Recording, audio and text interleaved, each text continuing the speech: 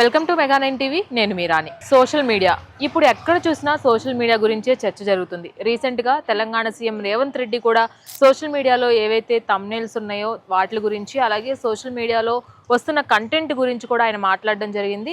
ఖచ్చితంగా ఈ సోషల్ మీడియాలో ప్లే చేస్తున్న కంటెంట్, అలాగే ఎవరి వ్యక్తిగత విషయాలపైనైనా కాన్సన్ట్రేషన్ చేసినా, వాళ్ళ వ్యక్తిగత విషయాలపైన, వాళ్ళ కుటుంబ సభ్యులపైన, అలాగే ఫేక్ వీడియోస్ పైన ఇలా పబ్లిష్ చేసినా సరే వెంటనే యాక్షన్ ఉంటుంది. దానికి తగ్గట్లుగానే వాళ్ళకి తగిన శిక్ష కూడా పడుతుంది అని CM Revanth Reddy already mention చేయడం జరిగింది.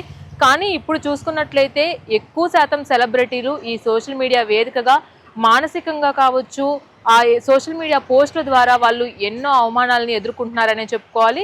అసభ్యకరమైన పదజాలంతో కామెంట్స్లో తిట్టడం, ఒక కుటుంబం ఉంది, కుటుంబ సభ్యుల్ని తిట్టకూడదు, అటు ఎవరున్నా సరే, అది ఏ స్థాయిలో ఉన్న సెలబ్రిటీకైనా సరే ఇలాంటి అసభ్యకరమైన పదజాలంతో దూషణలు తప్పట్లేదనే చెప్పాలి.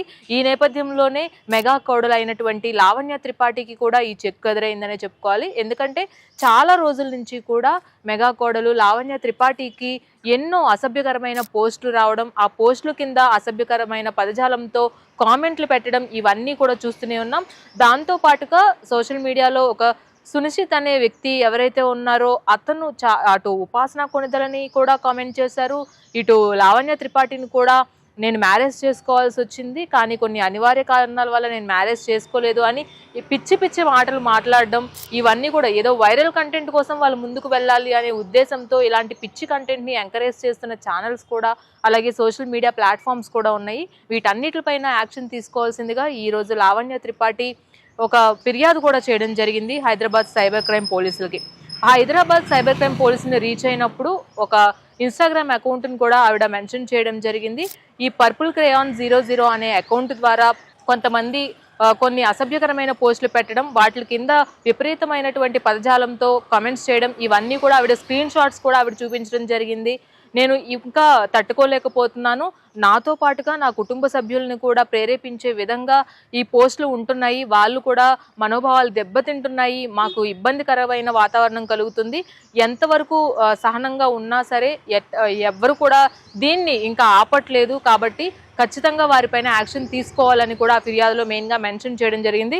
ఒకసారి ఎఫ్ఐఆర్ కాపీ మనం చూసుకున్నట్లయితే అందులో చాలా వరకు కూడా మెయిన్ పాయింట్స్ ఆవిడ మెన్షన్ చేయడం జరిగింది. అందులో మనం చూసుకున్నట్లయితే అంటే అసలు ఎఫ్ఐఆర్ రాసినప్పుడు ఆవిడ ఏం మెన్షన్ చేశారు అనేది కూడా ఒకసారి మనం చూద్దాము. ఫస్ట్ పాయింట్ ఏదైతే ఉందో, నేను చట్టాన్ని గౌరవించే ఒక వ్యక్తిని మరియు నేను ఇందులో బాధితుడిగా మిగిలాను, అంటే బాధితురాలుగా మిగిలాను అని కూడా ఆవిడ అందులో చెప్పడం జరిగింది. సోషల్ మీడియా ప్లాట్ఫామ్ ఏదైతే ఉందో ఇన్స్టాగ్రామ్ ద్వారా క్రమబద్ధమైన మరియు నిరంతర ఆన్లైన్ వేధింపులు, పరువు నష్టం మరియు సైబర్ బెదిరింపులకు సంబంధించి ఈ ఫిర్యాదు దాఖలు చేయబడింది అని కూడా ఆవిడ ఫస్ట్ పాయింట్ మెన్షన్ చేయడం జరిగింది. అలాగే సెకండ్ పాయింట్లో కూడా పర్పుల్ క్రేయాన్ 00 అనే ఇన్స్టాగ్రామ్ హ్యాండిల్ కింద పనిచేస్తున్న ఒక నిందితుడు ఎవరైతే ఉన్నారో నిరంతరంగా పరువు నష్టం కలిగించే విధంగా పోస్టులు పెట్టడం, అలాగే హానికరమైన మరియు తప్పుడు ప్రకటనలు పోస్ట్ చేస్తున్నాడు, మరియు నన్ను మరియు నా కుటుంబాన్ని లక్ష్యంగా చేసుకొని వివిధ రకాలైనటువంటి ఇన్స్టాగ్రామ్ పోస్టులు మరియు వ్యాఖ్యా విభాగాల్లో ఉన్నాడు అతను. ఈ పోస్టులు కూడా చేయడమే కాకుండా కింద కమెంట్స్ కూడా మేనేజ్ చేస్తున్నాడు అని కూడా అందులో మెన్షన్ చేయడం జరిగింది. వేధింపులు కొనసాగుతూనే ఉన్నాయి కాబట్టి లైంగిక స్వభావం యొక్క అవమానకరమైన ఆరోపణలు, అందులో వాడిన పదజాలం ఏదైతే ఉందో దీనికి సంబంధించినటువంటి కొన్ని స్క్రీన్ షాట్లు కూడా ఇందులో నేను మెన్షన్ చేశాను. బహుళ పోస్టుల్లో పదే పదే లక్ష్యంగా చేసుకోవడం ద్వారా సైబర్ బెదిరింపు, అలాగే ప్రతిష్టను దెబ్బతీసే ఉద్దేశంతో బహిరంగ అవమానం మరియు నిరంతర మరియు క్రమబద్ధమైన స్వభావం యొక్క వేధింపులు అయితే నాకు గురి చేస్తున్నారు ఈ అకౌంట్ ద్వారా అని కూడా సెకండ్ పాయింట్ ఆవిడ మెన్షన్ చేయడం జరిగింది. ఎవరి పర్సనల్ లైఫ్ని కూడా టార్గెట్ చేసే విధంగా మాట్లాడడం అనేది సరికాదు.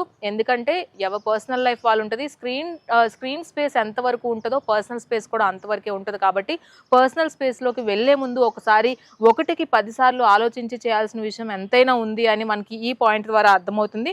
అలాగే మూడో పాయింట్ కూడా మనకి చూసుకున్నట్లయితే కింద సంఘటనలు స్క్రీన్ షాట్లతో నమోదు చేయబడ్డాయి.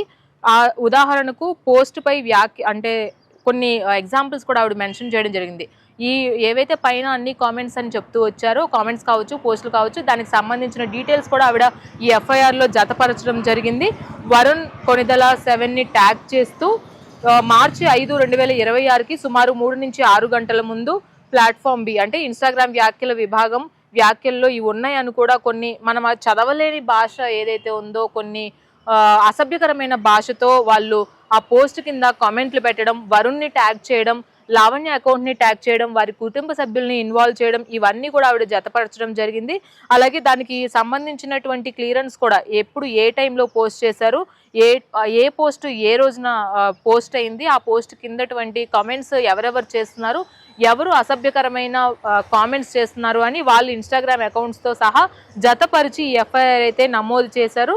ఈ నమోదు చేసిన ఎఫ్ఐఆర్ ఏదైతే ఉందో ఖచ్చితంగా ఈ సైబర్ క్రైమ్ వాళ్ళు యాక్షన్ తీసుకోవాలని కూడా లావణ్య క్లియర్ కట్గా మెన్షన్ చేయడం జరిగింది. ఇప్పటి వరకు మనం చూస్తూనే ఉన్నాము, మెగా ఫ్యామిలీని టార్గెట్ చేసుకొని చాలా మంది కూడా పిఆర్ స్టంట్లు చేస్తూ ఉన్న కొంతమంది వ్యక్తులు కూడా అటు సినిమాలు రిలీజ్ అయ్యే టైంలో కూడా సినిమాని చంపేసే విధంగా కూడా కొన్ని లీకులు చేయడము, అలాగే కొన్ని సీన్లను లీక్ చేయడం, దాంతో పాటుగా మెగా ఫ్యామిలీలో ఎటువంటి చిన్న ఇష్యూ జరిగినప్పటికీ కూడా అది ఇంటర్నల్గా జరిగిన ఇష్యూస్ కావచ్చు, పర్సనల్ స్పేసెస్లో కావచ్చు, అలాగే ఏదైనా పెళ్లి జరిగినా, ఏదైనా వేడుక జరిగినా ఆ వేడుకకి సంబంధించి నెగిటివ్ పబ్లిసిటీ చేయడానికైతే కొంతమంది టీం కూడా రెడీగా ఉన్నారు.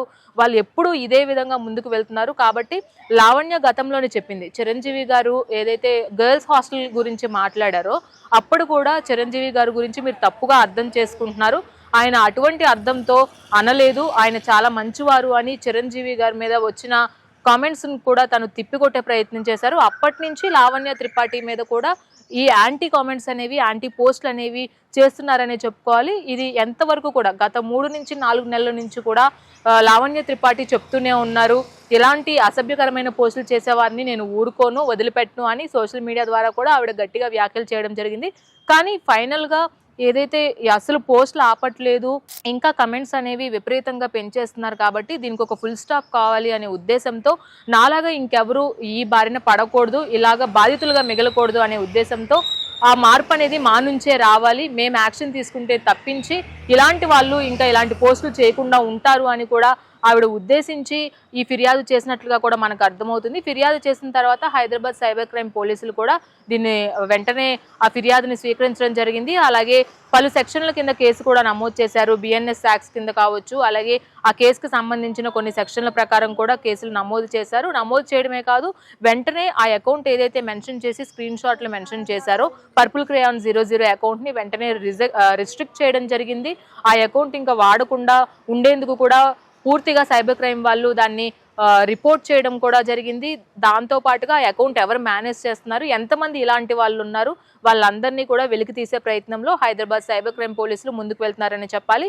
ఇది కేవలం లావణ్య త్రిపాఠికి కాదు, ఎంతమంది సెలబ్రిటీస్ని వీళ్ళు ఇలా టార్గెట్ చేస్తున్నారు, ఆ టార్గెట్ చేసే వాళ్ళు అసలు ఎందుకోసం ఇలా చేస్తున్నారు, ఎవరైనా వెనకుండి నడిపిస్తున్నారా, లేదంటే వాళ్ళ వ్యూవర్షిప్ కోసం ఇలాంటి కంటెంట్ని పుష్ చేస్తున్నారా అనే నేపథ్యంలో కూడా విచారణ చేపట్టినట్లుగా తెలుస్తుంది. ఏదేమైనప్పటికీ కూడా లావణ్య తీసుకున్న ఈ డెసిషన్ని కూడా అటు ఇండస్ట్రీ నుంచి కొంతమంది వ్యక్తులు, అలాగే సామాన్య ప్రజలు కూడా ఎంకరేజ్ చేస్తున్నారు. ఎందుకంటే ఏదో కమెంట్స్ చేస్తున్నారు కదా, దానికి బాధపడడం, ఎమోషనల్ పోస్ట్ పెట్టి వదిలేయకుండా దీనికి ఒక దీనికి ఒక సొల్యూషన్ కావాలి అనే ఉద్దేశంతో చేసిన ఫిర్యాదుకైతే ఇప్పుడు అందరూ కూడా హర్షం వ్యక్తం చేస్తున్నారు. మరి పోలీసులు ఏ విధంగా ముందుకు వెళ్తారు, ఆ నిందితుడిని ఎప్పుడు పట్టుకుంటారు, ఆ అకౌంట్లు ఇంకా ఎన్ని ఉన్నాయి, ఈ కోణంలో విచారణ చేపట్టినట్లుగా కూడా తెలుస్తుంది.